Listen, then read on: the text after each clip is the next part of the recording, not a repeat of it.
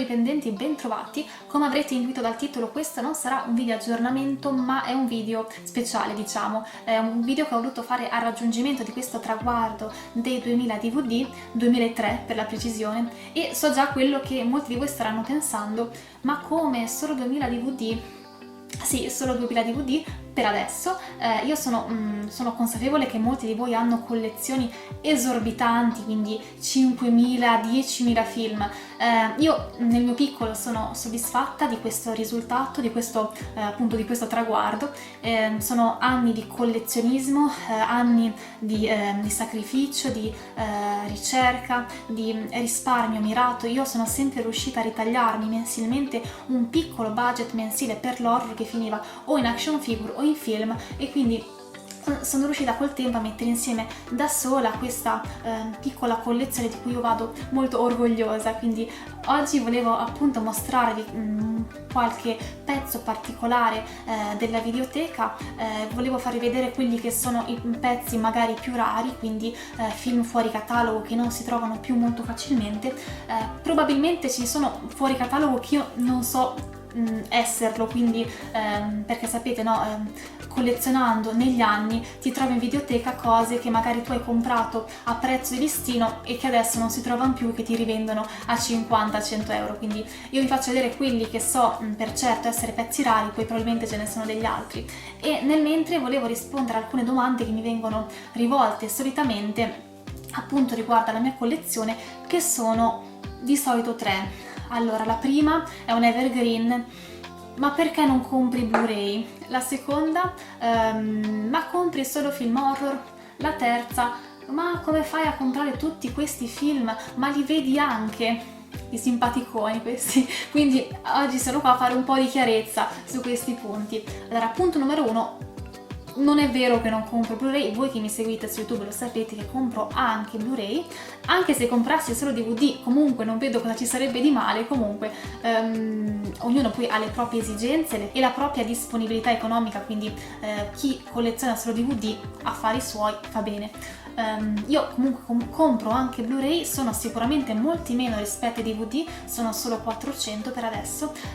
Di molti film ho fatto l'upgrade, quindi ho buttato via il DVD per la controparte Blu-ray, quindi probabilmente il traguardo dei 2000 DVD l'avrei raggiunto prima, insomma, se non avessi effettuato questo lavoro di upgrade. Ho più DVD per varie ragioni. La prima è che ho iniziato comprando DVD, andavo alle scuole medie, prima di andare a scuola mi fermavo in edicola a prendere il film, poi per anni non ho avuto un lettore Blu-ray, infatti i film li vedevo in cameretta sul computer, quindi per anni ho continuato a collezionare DVD. Altro motivo è che i DVD si trovano fra l'usato molto più facilmente che i Blu-ray. Io vado spesso a caccia di usato per mercatini e i DVD ovviamente te li tirano dietro. Altro motivo per il quale ho più DVD è che molti film in Italia non sono usciti in Blu-ray. Io sono ancora, diciamo, piuttosto attaccata al mercato italiano per varie ragioni, anche semplicemente per una ragione di comodità, e quindi molti film proprio non esistono in Blu-ray.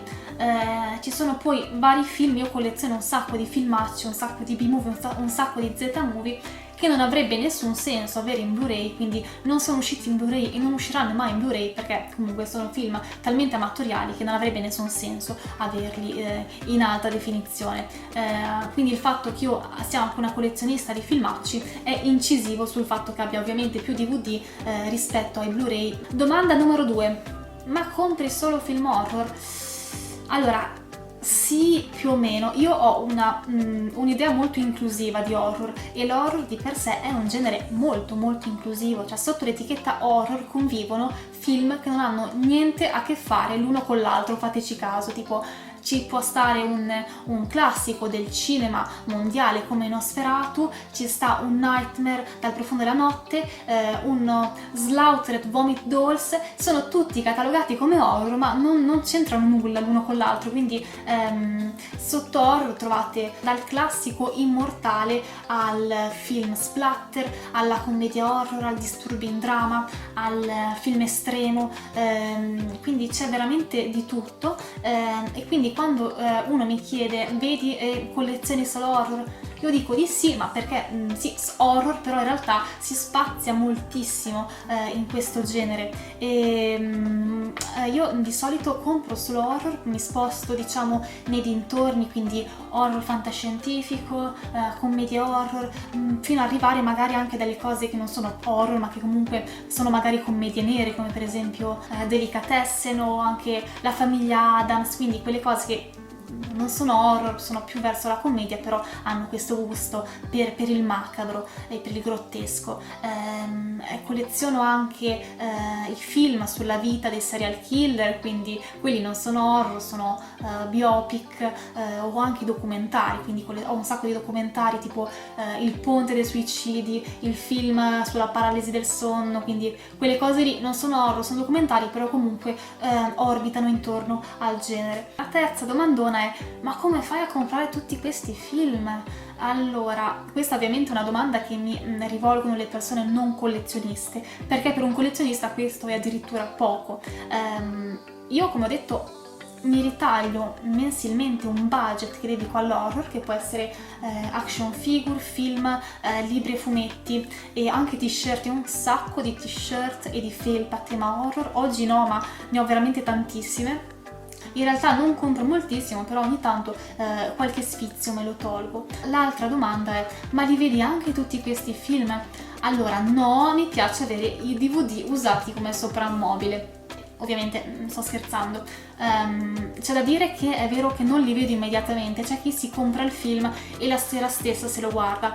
Ecco, io purtroppo no, ma per una questione molto semplice: ho talmente tanti film da vedere che prima di smaltire la quantità di film che ho accumulato ci passano settimane, se non mesi, se non anni. Il mio personale record di film lasciato ad ammuffire su uno scaffale per più tempo è il povero Psychic, che è rimasto in celofanato 5 anni prima che mi decidessi a vederlo. Questo perché non mi ispirava, comunque alla fine l'ho visto, non era neanche malissimo.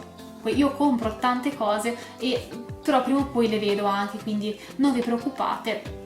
Tutto quello che è alle mie spalle o l'ho già visto o è destinato a essere visto.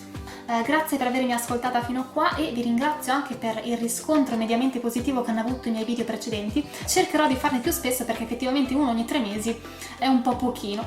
Grazie, ciao!